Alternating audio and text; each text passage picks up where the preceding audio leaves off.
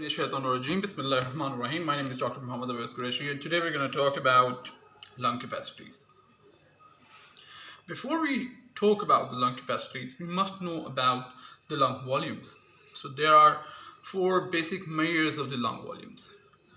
A tidal volume, the volume of the air that we breathe in and breathe out normally is the tidal volume. But I can inspire a little bit more than what I breathe out normally and breathe in normally.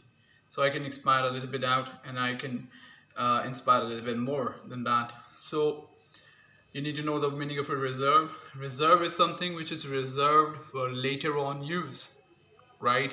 So there is the inspiratory reserve volume, which is there that we use the extra amount of the air that we can take in when we're doing exercises or some physical activity. That is the inspiratory reserve volume.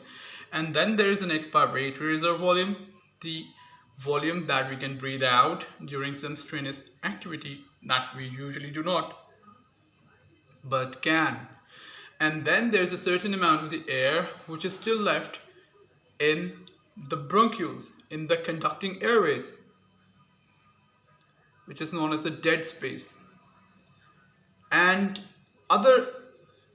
also some air which is also present in the lungs which cannot be used. This entire amount is known as the residual volume. But for the ease and convenience, we just use the word dead space for the conducting system, airway which is there, and the residual volume which is present in the lung itself. That's the residual volume. So if I have to calculate it, we will go it like that.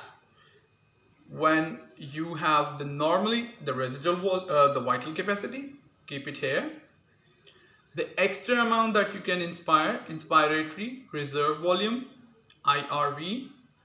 The extra amount that you can exhale out, ERV, expiratory reserve volume, and then something is left, the residual volume. So we're talking about the capacities now. If you know this, you know the capacities. Capacity is the maximum amount that a thing can contain. That is a capacity. So when we talk about the capacity, we talk about the capacity of some vessel, some utensil that can take something. In case of lungs, we talk about the capacity of a lung. So it is but normal to understand that a capacity cannot have an expiratory value. It would be inspiratory capacity because that is something that you can retain and contain. That is the capacity of a lung.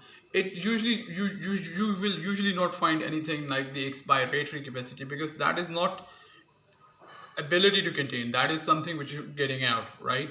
So but you can use certain amount of volume to show the capacity of a lung. I hope you understand the point. You should not hear the word expiratory capacity because that is not possible. An inspiratory capacity is possible. So these capacities usually are termed or defined or integrated into the four types, which is the inspiratory capacity, functional residual capacity, vital capacity, and total lung capacity. To understand each of these, you need to be very much aware of these volumes that we have just mentioned. So what is the inspiratory capacity? The tidal volume has the ability to inspire the normal amount that we do so, and above that there is IRV, inspiratory reserve volume, that we used in the exercise situations or strenuous activities. Collective, these two are the inspiratory capacity of the lung. A lung can maximally inspire inspiratory capacity. We're talking about the inspiratory capacity. Pardon me if I have interchanged the words there. So an inspiratory capacity is the IRV, inspiratory reserve volume, plus vital tidal volume. So these two make the inspiratory capacity of a lung. Then there is a functional residual capacity. What is that capacity of the lung? After the tidal volume is gone, there is an expiratory reserve volume that I can forcefully get out of my lungs. That is the expiratory reserve volume, and below that there was residual volume, the amount that will still remain in the lung. That is the residual capacity, both together.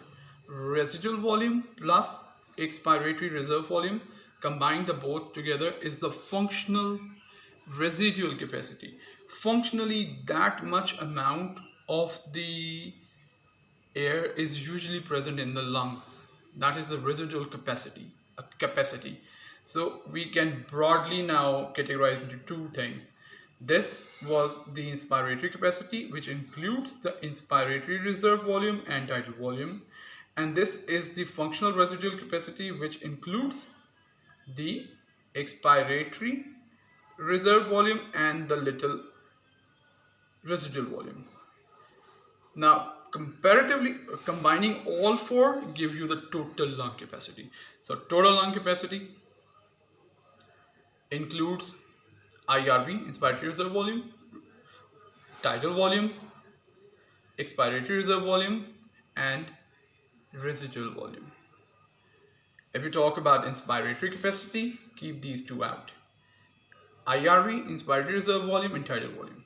If you talk about the functional residual volume, keep these two out.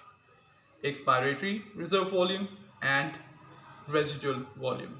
If you combine all four, this is your total lung capacity. And if you just keep the residual volume out, this is your vital capacity. This includes what? IRV, TV, ERV. Inspiratory reserve volume, tidal volume, and expiratory reserve volume. So this is defined as the breath that you can throw out of your lungs after maximal inspiration, like this. So if you keep going on until as much as you can, so that will include the inspiratory reserve volume, tidal volume, and expiratory reserve volume, but will not include the residual volume.